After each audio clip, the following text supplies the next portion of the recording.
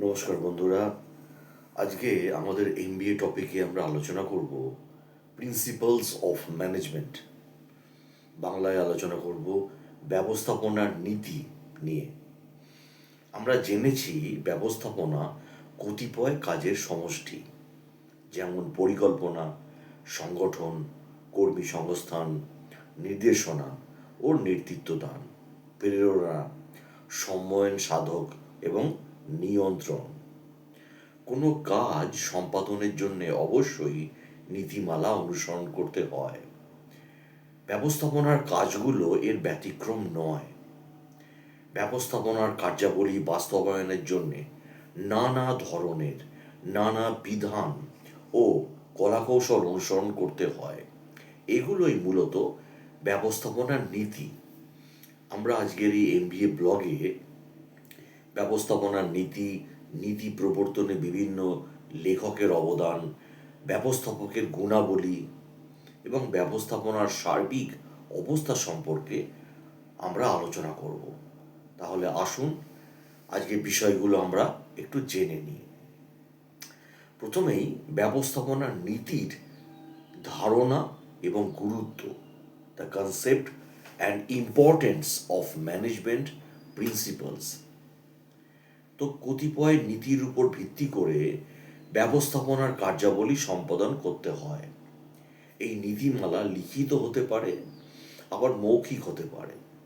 নীতিগুলো কার্যাবলীর সঠিক বাস্তবায়নে দিকপালের ন্যায় ভূমিকা পালন করে। নীতি হলো এমন নিয়ম কানুন যা অবশ্যই পালনীয়। আর ব্যবস্থাপনার নীতি হলো কতিপয় প্রতিষ্ঠিত কিছু পূর্ব নির্ধারিত নিয়ম বিশেষ। এই নিয়মগুলি প্রতিষ্ঠিত হওয়ার পেছনে অনেক গবেষক নানাভাবে পরীক্ষা নিরীক্ষা করেছেন। এ বিষয়ে ইএফএল ব্রেজ ব্যবস্থাপনার নীতির সংজ্ঞা দিতে গিয়ে বলেছেন যে ব্যবস্থাপনার নীতি হল মৌলিক সত্য অথবা বিশেষ সময়কালে যা কিছু সত্য হিসাবে মনে করা হয় এবং যে সত্যগুলো দুই বা ততোধিক চলকের মধ্যে বিরাজমান সম্পর্কে স্পষ্ট করে তোলে, সেটি হলো ব্যবস্থাপনার নীতি বা principal of management.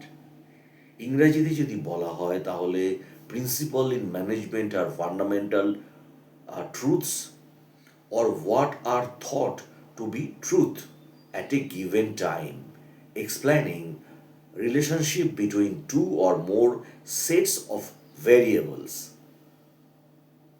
Herbert G হিক্সের মতে ব্যবস্থাপনা কার্য সম্পাদন সম্পর্কিত কোনো সাধারণ প্রতিষ্ঠিত বিবৃতিকে ব্যবস্থাপনার নীতি বলা হয়। তাহলে আমরা যেটা এইমাত্র বললাম যে প্রতিষ্ঠান বা প্রতিষ্ঠিত বিবৃতি যা স্বতঃসিদ্ধ এবং যার উপর নির্ভর করে কার্য সম্পাদন করলে কাজে সুফল পাওয়া যায়, তাকে নীতি বলা হয়। সুতরাং ব্যবস্থাপনা যখন কতিপয় স্বীকৃত নীতি অনুসরণ করে কার্য সম্পাদন করে, তখন তাকে ব্যবস্থাপনার নীতি বলা হয়। জানা হলো ব্যবস্থাপনার নীতির ধারণা। এবারে আসুন এর গুরুত্ব সম্পর্কে আমরা একটু জেনে নিই। ব্যবস্থাপনার নীতির গুরুত্ব, ইম্পর্টেন্স অফ ম্যানেজমেন্ট প্রিন্সিপালস। ব্যবস্থাপনার নীতিগুলো কাজের নির্দেশনার মতো ভূমিকা পালন করে। নীতিগুলো বহু পরীক্ষা নিরীক্ষার পর বাস্তব রূপ নিয়েছে। মনে রাখবেন, নীতি বাস্তব ভিত্তিক, তথ্য নির্ভর ও সর্বজনীন প্রয়োগ ভিত্তিক। প্রশ্ন হলো কোথায় নীতিগুলো প্রয়োগ করবেন? ছোট প্রতিষ্ঠানে না বড় প্রতিষ্ঠানে, সরকারি না বেসরকারি প্রতিষ্ঠানে? তবে সেখানেই প্রয়োগ করবেন বা করবেন না কেন, তা স্থান, কাল ও পাত্র ভেদে নমনীয় ও ভিন্ন ভিন্ন হতে পারে। আসুন ব্যবস্থাপনার নীতি নিয়ে বা গুরুত্ব নিয়ে আরো ডিটেলসে আমরা আলোচনা করি, বিস্তারে আলোচনা করি। উদ্দেশ্য অর্জনে সহায়তা। ব্যবস্থাপনা সবসময় প্রতিষ্ঠানের উদ্দেশ্য অর্জনের জন্য সচেষ্ট থাকে। প্রতিষ্ঠিত নীতি অনুসরণ করলে সুফল পাওয়া যায় এবং সহজে লক্ষ্য অর্জন করা যায়। কর্মীর আগ্রহ বৃদ্ধি পায়। কর্মীরা যখন দেখতে পায় যে তাদের প্রতিষ্ঠান স্বীকৃত নীতি অনুসরণ করে, তখন তাদের উৎসাহ বৃদ্ধি পায় এবং মনোবল অনেক উন্নত হয়। এছাড়া তারা নীতিগুলো সম্পর্কে ওয়াকিবহাল থাকে। দক্ষতা বৃদ্ধি। নির্দিষ্ট নীতির আয়তায় কার্যনির্বাহ হলে কর্মীদের দক্ষতা বৃদ্ধি পায়। শৃঙ্খলা প্রতিষ্ঠা। নীতি অনুসরণ অনুযায়ী কার্য সম্পাদন করা হলে প্রতিষ্ঠানে শৃঙ্খলা প্রতিষ্ঠিত হয়, কেননা নীতির বাইরে কিছু ঘটলে তা সহজে নিয়ন্ত্রণ করা যায় না। নীতি অনুসরণ করা হলে কর্মীর উৎপাদনশীলতা ও গতিশীলতা বৃদ্ধি পায়। কাজের ভারটা লাঘব। নীতি অনুযায়ী ব্যবস্থাপনা কার্য সম্পাদিত হলে নির্বাহীদের দায়িত্ব নির্ধারিত থাকে। কোনো নির্বাহীকে দায়িত্ব দেওয়ার পাশাপাশি তাকে ক্ষমতা দেওয়া হয়। এতে নির্বাহীর কাজের ভার লাঘব হয়। সুষ্ঠু পরিবেশ সৃষ্টি।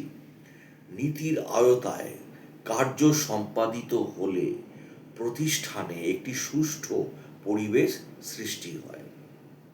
ব্যবস্থাপনার কাঠামো নির্ধারণ। প্রতিষ্ঠানের কাঠামো নির্ধারণের জন্য নীতির বাস্তবায়ন প্রয়োজন। সাংগঠনিক কাঠামো বিভিন্ন পদের দায়িত্ব, কাজের পরিমাণ, জবাবদিহিতা ইত্যাদি নির্ধারণ করে দেয়। তাহলে আমরা এই আলোচনা থেকে বুঝতে পারলাম ব্যবস্থাপনার নীতি অনুসরণ করলে কাজের গতিশীলতা ও উৎপাদনশীলতা বৃদ্ধি পায়। পরিশেষে প্রতিষ্ঠানের লক্ষ্য অর্জনে সহায়তা করে। সর্বোপরি নীতি প্রতিষ্ঠানের শৃঙ্খলা রক্ষায় সাহায্য বা সহায়তা ভূমিকা পালন করে। নীতি হচ্ছে যুক্তির ভিত্তিতে একটি মৌলিক সত্য, যা একাধিক চলকের মধ্যে সম্পর্ক স্পষ্ট করে তোলে। ব্যবস্থাপনার নীতিগুলো কাজের নির্দেশনার মতো ভূমিকা পালন করে। নীতি বাস্তব ভিত্তিক এবং সর্বজনীন প্রয়োগযোগ্য। নীতিগুলো যেখানেই প্রয়োগ করা হোক না কেন, স্থান কাল পাত্র ভেদে নমনীয় ও ভিন্ন রূপ নিতে পারে। নীতির আওতায় কার্য সম্পাদিত হলে প্রতিষ্ঠানে একটি সুষ্ঠু পরিবেশ সৃষ্টি হয়। আসুন এবারে আমরা আলোচনা করি ব্যবস্থাপনার নীতি বা আদর্শ, ম্যানেজমেন্ট প্রিন্সিপালস অর স্ট্যান্ডার্ডস। ব্যবস্থাপনার আদর্শ সম্পর্কে আলোচনা করব। ব্যবস্থাপনার নীতিগুলো বাস্তব জীবনে প্রয়োগ করতে পারবেন সেটা নিয়ে আলোচনা করা যাবে। তাহলে ব্যবস্থাপনার নীতি এবং আদর্শ, principal or standards of management. আমরা পূর্বে জেনেছি যে নীতি হলো কার্য সম্পাদনের সাধারণ নির্দেশিকা। নীতি দিকপালের ন্যায় ভূমিকা পালন করে। একটি প্রতিষ্ঠানের ব্যবস্থাপনা কিভাবে চলবে, নীতিমালা তা ঠিক করে দেয়। নীতি প্রতিষ্ঠিত হলে প্রতিষ্ঠানে উৎপাদনশীলতা বেড়ে যায় এবং লক্ষ্য অর্জিত হয়। একজন ব্যবস্থাপককে প্রতিষ্ঠানের কার্য সম্পাদনের জন্য নীতিমালা বা আদর্শগুলো অনুসরণ করতে হয়। সেগুলো কি? প্রথমেই বলবো উদ্দেশ্যের নীতি। প্রতিষ্ঠানের মূল উদ্দেশ্যের সাথে মিল রেখে এর বিভাগ ও শাখাসমূহের উদ্দেশ্য নির্ধারণ করতে হবে। পরে উদ্দেশ্য অর্জনের জন্য যথাযথ নীতি তৈরি করতে হবে। কর্তৃত্ব ও দায়িত্বের নীতি। কোনো ব্যবস্থাপককে কোনো কার্য সম্পাদনের জন্য দায়িত্ব দেওয়া হলে তাকে অবশ্যই কর্তৃত্ব করার ক্ষমতা দিতে হবে। মোট কথা, কর্তৃত্ব ও দায়িত্বের মধ্যে ভারসাম্য থাকতে হবে। পরিকল্পনা নীতি। পরিকল্পনা ছাড়া একটি প্রতিষ্ঠানের উদ্দেশ্য অর্জন করা যায় না। এই কারণে পরিকল্পনাকে উদ্দেশ্য অর্জনের রূপরেখাও বলা হয়। এবং পরিকল্পনা বাস্তবায়নেরও নীতি প্রয়োগ করা হয়। সমন্বয়ের নীতি প্রতিষ্ঠানের বিভিন্ন বিভাগের মধ্যে সমন্বয় সাধনের বিষয়টি অতীব গুরুত্বপূর্ণ। সমন্বয়ের কারণে সম্পাদনের ব্যবহার হয় এবং সহজে উদ্দেশ্য লক্ষ্য অর্জন করা হয়। প্রতিষ্ঠানের ভেতরে আন্তঃবিভাগীয় সমন্বয় সাধন নিশ্চিত করার জন্য সমন্বয় নীতি অনুসরণ করা অপরিহার্য। প্রতিটি বিভাগের কাজের মধ্যে সুষ্ঠু সমন্বয় বিধান করা না হলে কাজে বিশৃঙ্খলা দেখা দেয়। প্রেরণার নীতি আর্থিক ও অনার্থিক প্রণোদনা নিয়ে কর্মীদের উৎসাহ প্রদান করে উদ্দেশ্য হাসিল করা প্রয়োজন। প্রেরণা নীতির মাধ্যমে প্রণোদনের পদ্ধতি নির্ধারণ করা হয়। সহযোগিতার নীতি এই নীতির মাধ্যমে প্রতিষ্ঠানের এক নির্বাহীর সাথে অন্য নির্বাহীর, এক বিভাগের সাথে অন্য বিভাগের এবং ঊর্ধ্বতনের সাথে অধস্তনের মধ্যে একটি সহযোগিতামূলক মনোভাব তৈরি করা হয়। এতে প্রতিষ্ঠানের দলীয় উদ্যম বৃদ্ধি পায় এবং কাজের গতি বেড়ে যায়। ভারসাম্যের নীতি এই নীতির মাধ্যমে প্রতিষ্ঠানের প্রতিটি বিভাগ এবং কর্মীদের কার্যভার সুষম করা হয়। কেননা কার্যভার সাম্যের অভাবে কর্মীদের মধ্যে অনেক সময় কাজের প্রতি অনীহা আসতে পারে, এর ফলে উৎপাদনশীলতা কমে যেতে পারে। মিতব্যয়িতার নীতি মিতব্যয়িতার নীতি বলতে আমরা বুঝি প্রতিযোগিতার বাজারে একই শিল্পের আওতায় অনেক প্রতিষ্ঠান থাকে, তাই আয় বাড়ানো সম্ভব হয় না। বর্তমানে প্রতিযোগিতার বাজারে আয় বাড়ানোর চেয়ে ব্যয় সংকোচনের নীতির প্রতি প্রাধান্য দেওয়া হয় বেশি। কেননা মিতব্যয়ী হয়ে খরচ কমাতে পারলে মুনাফার পরিমাণ বৃদ্ধি পায়। তাই প্রাতিষ্ঠানিক উদ্দেশ্য অর্জনের জন্য অবশ্যই মিতব্যয়িতার নীতি অনুসরণ করতে হবে। নমনীয়তার নীতি পারিপার্শ্বিকতা বলে একটি কথা আছে। এর মূল কথা হলো পরিবেশ ও মানুষকে প্রভাবিত করে। পারিপার্শ্বিক অবস্থার পরিবর্তন দ্বারা ব্যবস্থাপনা প্রভাবিত হয়। সে কারণে পরিবর্তিত অবস্থার সাথে খাপ খাওয়ানোর জন্যে ব্যবস্থাপনাকে নমনীয়তার নীতি অনুসরণ করতে হয়। নমনীয়তার নীতি বিদ্যমান থাকলে রীতিনীতিগুলো প্রয়োজন অনুযায়ী পরিবর্তন করা হয়। জবাবদিহির নীতি প্রতিষ্ঠানের কর্মীরা আন্তরিকতার সাথে কাজ সম্পাদন করছে কিনা তা নিশ্চিত করার জন্য জবাবদিহির নীতি অনুসরণ করতে হয়। কর্ম সম্পাদনে বিচ্যুতি হলে অবশ্যই ঊর্ধ্বতন কর্তৃপক্ষের কাছে জবাবদিহির ব্যবস্থা থাকতে হবে। ব্যবস্থাপনা বিষয়ক কার্য সম্পাদনের জন্য নীতি বা আদর্শ অনুসরণ করা প্রয়োজন। আদর্শ সুনির্দিষ্ট করার জন্যে ব্যবস্থাপনার কার্য সম্পাদন করলে সুফল পাওয়া যায়। এতে প্রতিষ্ঠানের মূল যে উদ্দেশ্য অর্জনে সফলকাম হওয়া যায়।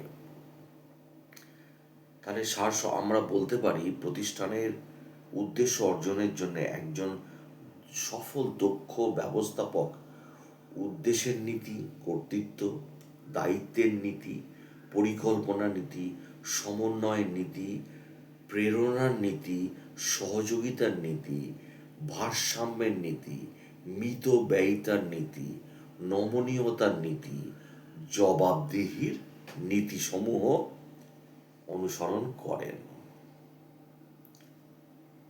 এবারে বলবো যে F.W. টেলর এবং হেনরি ফেয়লের ব্যবস্থাপনা নীতি নিয়ে। Management principles of F.W. Taylor and Henry Fayol. Principles of management ব্যবস্থাপনার উন্নয়নে যারা অবদান রেখেছেন তাদের মধ্যে F.W. টেলর এবং হেনরি ফেয়লের অবদান অন্যতম। টেলর ইস্পাত কোম্পানিতে চাকরি করেছেন এবং তার ব্যবস্থাপনার সাফল্য দেখে কোম্পানি তাকে নানা সময় পদোন্নতি দিয়েছে। পরে তিনি প্রধান ইঞ্জিনিয়ার হয়েছিলেন। তিনি অনেক ইস্পাত কারখানার পরামর্শকও ছিলেন। তিনি তার জীবনের অভিজ্ঞতার ভিত্তিতে ব্যবস্থাপনার যে নীতি প্রবর্তন করেছেন তা টেলরের নীতিমালা নামে পরিচিত। তাহলে আসুন এই নীতিমালা সম্পর্কে জেনে নিই। নীতি হলো পুনর্পৌনিক কাজের ক্ষেত্রে সাধারণ নির্দেশনা। কোনো কাজ সম্পাদন করতে হলে নির্দেশনা মানতে হবে। নির্দেশনা মেনে কার্য সম্পাদন করলে তখন বলা হবে কার্যটি রীতিসিদ্ধ হয়েছে। ব্যবস্থাপনা নীতিমালা হচ্ছে ব্যবস্থাপকীয় কার্যাবলী সুষ্ঠুভাবে সম্পাদনের নির্দেশিকা স্বরূপ। নীতি বা আদর্শ অনুসরণের মাধ্যমে ব্যবস্থাপক তার প্রতিষ্ঠানের যে কোনো কাজ সুষ্ঠুভাবে সম্পন্ন করতে পারেন। 1911 সালে টেলর তার সমস্ত ধারণা একত্র করে the principles of scientific management এর বই প্রকাশ করেন। তার ধারণা এখনো স্বীকৃত। ব্যবস্থাপনার ক্ষেত্রে টেলরের অবদান অপরিসীম এবং অবিস্মরণীয়। তার প্রবর্তিত ব্যবস্থাপনার মূল নীতিগুলো হলো শিল্প কারখানায় কার্যাবলীর বিশ্লেষণ অর্থাৎ বৈজ্ঞানিক ধারণার প্রয়োগ, বিজ্ঞানসম্মত উপায়ে কর্মী নির্বাচন, শ্রমিক কর্মীদের বিজ্ঞান ভিত্তিক প্রশিক্ষণ এবং তাদের উন্নয়নের জন্য ব্যবস্থা গ্রহণ, ব্যবস্থাপনা ও নীতি শ্রমিক কর্মীদের মধ্যে ঘনিষ্ঠ এবং সুমধুর বন্ধুত্বপূর্ণ সম্পর্ক স্থাপন। ব্যবস্থাপনার ক্ষেত্রে টেলরের প্রথম এবং প্রধান ব্যক্তি যিনি শিল্পে বৈজ্ঞানিক ব্যবস্থাপনার নীতি প্রবর্তন করেন, তিনি আর নীতিগুলো বাস্তবায়নে করে সুফল পেয়েছেন, সে কারণে তাকে বৈজ্ঞানিক ব্যবস্থাপনার জনক বলা হয়। তাহলে নীতি উন্নয়নে নানা লেখকের অবদান রেখেছেন, তাদের মধ্যে হেনরি ফেওলের নাম উল্লেখযোগ্য। আধুনিক ব্যবস্থাপনার জন্য জনক যিনি হেনরি ফেওল 1916 সালে ফ্রান্সে জন্মগ্রহণ করেন। তার যুগান্তকারী পুস্তক জেনারেল অ্যান্ড ইন্ডাস্ট্রিয়াল ম্যানেজমেন্ট এই 14টি ব্যবস্থাপনার নীতির কথা তিনি উল্লেখ করেছেন। এই নীতিগুলোকে ব্যবস্থাপনার মূল নীতি হিসেবে সর্বমহল গ্রহণ করেছে। তাহলে আসুন আমরা কিছু জেনে নিই। শ্রম বিভাগ, ডিভিশন অফ ওয়ার্ক, এই নীতি অনুযায়ী প্রত্যেক কর্মীর কাজের আওতা নির্দিষ্ট হওয়া বাঞ্ছনীয়, যাতে দক্ষতা সহকারে শ্রম ব্যবহার করা হয়। এই নীতির ফলে প্রত্যেক কর্মী ও নির্বাহী কর্মক্ষেত্রে বিশেষায়িত জ্ঞান অর্জন করতে পারে। এই নীতি অনুযায়ী মানুষ যত বেশি বিশেষায়িত হবে, সে তত বেশি নিপুণভাবে কাজ সম্পাদন করতে পারবে। কর্তৃত্ব, দায়িত্ব, অথরিটি অ্যান্ড রেসপন্সিবিলিটি, এই নীতি অনুযায়ী কোনো কর্মীকে কার্য সম্পাদন করার জন্যে কর্তৃত্ব অর্পণ করার সাথে সাথে প্রয়োজনীয় দায়িত্ব প্রদান করতে হবে।